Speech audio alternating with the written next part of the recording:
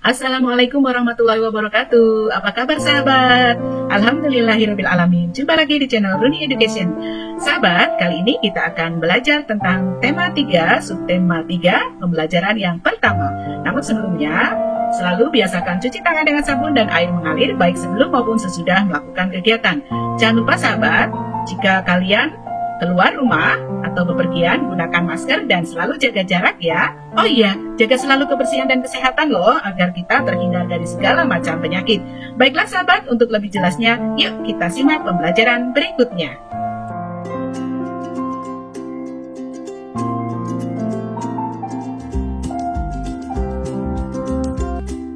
Tujuan pembelajaran kita kali ini, 1. Dengan membaca, kalian mampu mengidentifikasi ciri-ciri kosakata baku dan menulis informasi penting dari teks eksplanasi yang dibaca tentang ayo menjadi penemu dengan menggunakan kalimat efektif dan kosakata baku dengan mandiri. Kedua, setelah mengidentifikasi dan mempresentasikan perubahan sosial budaya dalam kehidupan masyarakat dalam rangka modernisasi bangsa Indonesia di bidang ekonomi. Dengan percobaan, kalian mampu mengidentifikasi perbedaan sifat rangkaian listrik sederhana dan paralel dengan tepat, serta mampu mempresentasikan perbedaan karakteristik rangkaian seri dan paralel dalam bentuk diagram Venn dengan tepat. Ayo membaca. Kita sudah mempelajari tokoh-tokoh dunia dengan penemuannya. Lalu, sikap-sikap seperti apakah yang harus dimiliki untuk menjadi seorang penemu? Ayo kita belajar dari Pak Habibie. Disiplin dan kerja keras awal dari sebuah inovasi yang cemerlang. Profesor Dr. Insinyur Baharudin Yusuf Habibie adalah Presiden ketiga Republik Indonesia yang menjadi kebanggaan bangsa Indonesia. Beliau dilahirkan di Parepare, Sulawesi Selatan, tanggal 25 Juni 1936. Masa kecil Habibie dilalui di Parepare. Sikap hidup, disiplin, dan kerja keras telah ditunjukkan Habibie sejak kanak-kanak. Ia memiliki semangat tinggi pada ilmu pengetahuan dan teknologi. Ia melanjutkan SMA di Bandung dan prestasinya selalu menonjol terutama pada pelajaran IPA dan matematika. Perjuangan keras di perantauan didukung oleh kemauan keras untuk belajar. Selepas SMA, beliau masuk di ITB, Institut Teknologi Bandung, kemudian mendapatkan beasiswa untuk melanjutkan kuliah di Jerman, jurusan konstruksi pesawat terbang. Ia bertekad bulat untuk bekerja keras dan harus sukses. Habibie selalu menggunakan musim liburannya dengan bekerja mencari uang untuk membeli buku sebagai pendukung sekolahnya. Tahun 1960, Habibie mendapat gelar Diploma Ing di Jerman dengan nilai sempurna. Ia bekerja di industri kereta api Jerman dan berhasil menemukan cara untuk membuat 1000 wagon kereta api berkekuatan tinggi. Di pagi buta, Habibie harus berjalan kaki cepat ke tempat kerja yang jauh untuk menghemat kebutuhan hidup. Kemudian pulang pada malam hari dan belajar untuk kuliahnya. Tahun 1965, Habibie mendapat gelar Doktor Insinyur dengan nilai sangat sempurna. Habibie kemudian bekerja di industri pesawat terbang Jerman. Karena sikap disiplin dan kerja kerasnya, karirnya terus naik hingga dipercaya menjadi Vice President sekaligus Direktur dan penasihat senior bidang teknologi. Ia menjadi satu-satunya orang Asia yang berhasil menduduki jabatan bergengsi di perusahaan pesawat terbang Jerman. Tahun 1968, Habibie mengundang 40 insinyur Indonesia untuk bekerja di Jerman guna mempersiapkan keterampilan dan pengalaman mereka dalam membuat produk industri dirgantara, maritim, dan darat di tanah air. Tahun 1974, Habibie diminta pulang ke tanah air dan menjadi penasihat pemerintah di bidang teknologi pesawat terbang. Ia menjadi Menteri Tenggara Riset dan Teknologi hingga menjadi Wakil Presiden dan Presiden Republik Indonesia ketiga. Habibie menyumbang berbagai penemuan dan sejumlah teori di bidang konstruksi pesawat terbang seperti Habibie Factor, Habibie Theorem, dan Habibie Method yang dipakai oleh universitas di seluruh dunia. Ia dijuluki sebagai Mr. Frog karena menemukan rumus untuk menghitung cacat badan pesawat terbang.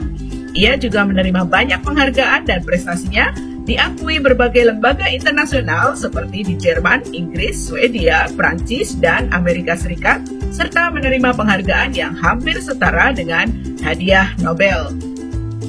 Tahun 1976, Habibie mendirikan industri pesawat terbang pertama di kawasan Asia Tenggara, yaitu PT Nurtonio dan industri strategis lainnya. Industri binaannya berhasil memproduksi pesawat terbang, helikopter, senjata amunisi, kapal, tanks, panzer, water cannon, kendaraan RPPM, kendaraan tempur, dan masih banyak lagi, baik untuk keperluan sipil maupun militer. Di tingkat dunia, Habibie terlibat dalam berbagai proyek desain dan konstruksi pesawat terbang seperti Fokker, pesawat angkut militer, jet eksekutif, Airbus, pesawat angkut dengan teknologi mendarat dan lepas landas secara vertikal, CN-235 dan CN-250. Selain itu, Habibie secara tidak langsung ikut terlibat dalam proyek perhitungan dan desain helikopter, pesawat tempur multifungsi, beberapa peluru kendali, dan satelit di tingkat dunia. Jawablah pertanyaan berikut ini. 1. Apa topik masalah dari teks tersebut? 2. Apakah teks tersebut adalah jenis teks eksplanasi ilmiah? Jelaskan dan berikan contohnya. 3. Apa pesan yang ingin disampaikan penulis melalui teks tersebut? Diskusikanlah pertanyaan tersebut bersama teman terdekatmu dan tuliskan jawabannya. Cermati kembali teks eksplanasi pensil si kecil yang amat penting pada pembelajaran sebelumnya. Perhatikan kata bercetak miring yang terdapat pada teks tersebut. Diskusikan pertanyaan berikut bersama teman. 1. Apakah kosakata tersebut telah sesuai dengan Pedoman Umum Ejaan Bahasa Indonesia? Jelaskan alasannya. 2. Di mana dan kapan biasanya kamu menemukan penggunaan kosakata tersebut? 3. Kapan saat-saat kita mendapat penggunaan kosakata tersebut? Dan saat kapan kita sebaiknya tidak menggunakan kata-kata tersebut? Jelaskan alasannya. Cermatilah hasil diskusimu, sesuaikan dengan pernyataan berikut ini. Kosakata baku adalah kosakata yang penulisannya telah sesuai dengan Pedoman Umum Ejaan Bahasa Indonesia. Sebaliknya, kosakata non-baku adalah kosakata yang penulisannya tidak sesuai dengan Pedoman Umum Ejaan Bahasa Indonesia atau PUEBI. Kosakata baku wajib digunakan dalam tulisan atau percakapan pada acara-acara formal. Kosakata non-baku boleh digunakan dalam bahasa percakapan pada acara non-formal, seperti saat berbicara kepada teman dalam kehidupan sehari-hari. Cermati kosakata non-baku pada teks eksplanasi pensil si kecil yang amat penting dalam tabel berikut. Tuliskan arti kata tersebut dan temukan padanan kosakata baku. Contohnya seperti ini. Gimana sih? Ini adalah contoh kosakata non-baku yang terdapat pada teks eksplanasi pensil si kecil yang amat penting. Kemudian arti kata dari gimana sih adalah kata tanya yang menanyakan akibat. Kemudian kalian ubah menjadi kosakata baku. Gimana sih menjadi bagaimana. Temukanlah beberapa kosakata non-baku di kalimat atau pada teks eksplanasi pensil si kecil yang amat penting. Kurang lebih ada 17 kosakata non-baku. Silahkan kalian temukan pada teks tersebut. Kalian tuliskan di buku, kemudian artikan katanya dan ubahlah menjadi kosakata baku. Selanjutnya, buatlah kalimat dengan menggunakan kosakata baku tersebut. Perhatikan penggunaan kalimat efektif pada kalimat yang kamu buat.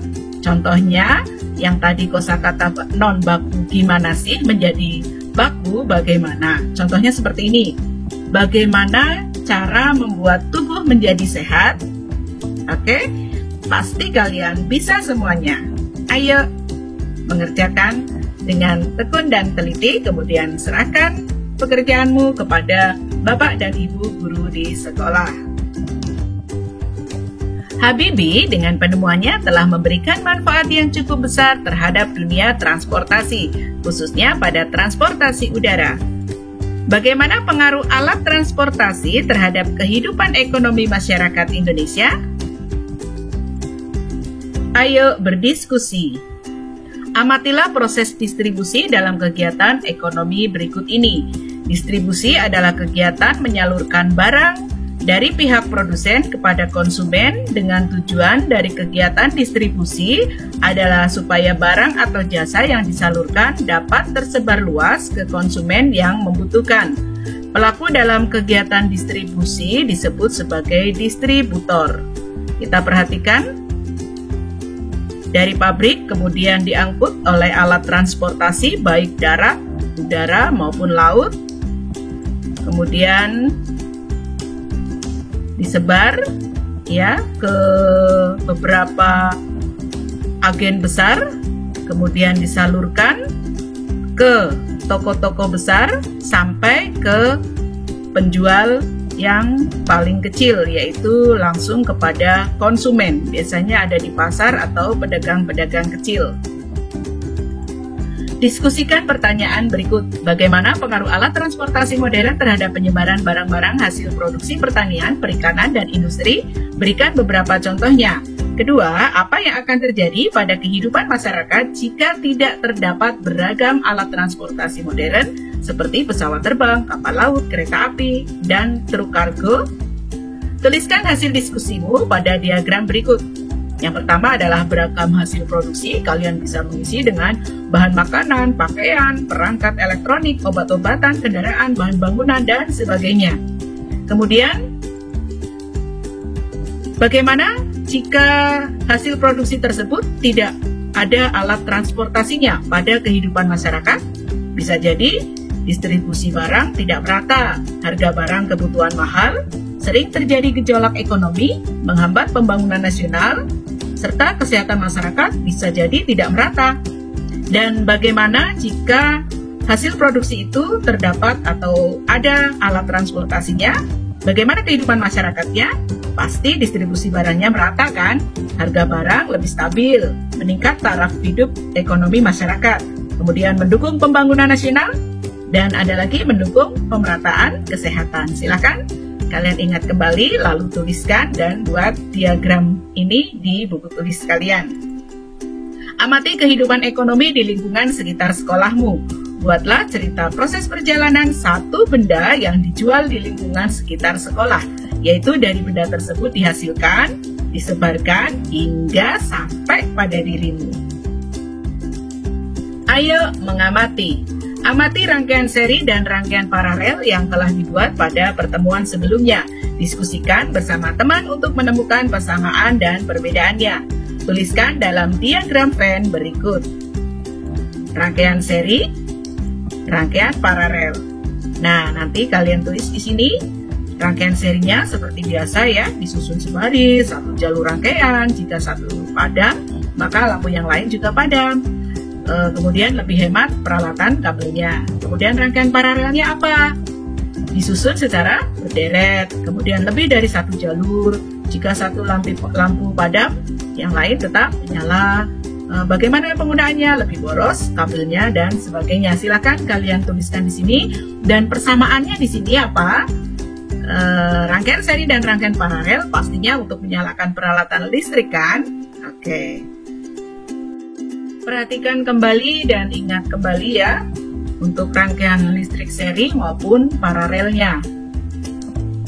Dan beberapa besaran, satuan, serta simbol pada listrik adalah berupa tegangan, arus listrik, hambatan, konduktansi, kapasitansi, muatan listrik, induktansi, daya listrik, impedansi, frekuensi, serta energi. Nah, di sini ada satuan-satuannya serta simbol-simbolnya. Kemudian beberapa komponen listrik yang perlu kalian ketahui, ya di sini ada resistor, potensiometer, trim pot, dan PTC. Bentuk fisiknya adalah seperti ini sedikit untuk pengetahuan kalian, dan fungsi-fungsinya silakan kalian baca kembali dan dipelajari untuk menambah pengetahuan dan wawasan kalian.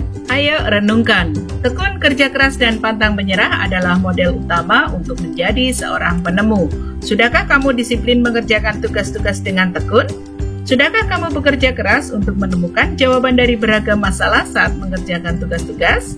Sudahkah kamu berpendirian teguh dan pantang menyerah saat beberapa kali percobaanmu gagal? Kerjasama dengan orang tua. Diskusikan bersama orang tua di rumah tentang pentingnya sikap kerja keras dan pantang menyerah. Mintalah kepada orang tuamu bercerita tentang pengalaman mereka saat mengalami kegagalan dalam perjalanan hidupnya. Hai, bagaimana sahabat Indonesia? Semoga kalian mungkin memahami pembelajaran kali ini. Apabila kalian mengalami kesulitan, tanyakan kepada Bapak atau Ibu guru kalian di sekolah masing-masing. Terima kasih ya untuk perhatiannya. Wassalamualaikum warahmatullahi wabarakatuh. Dadah.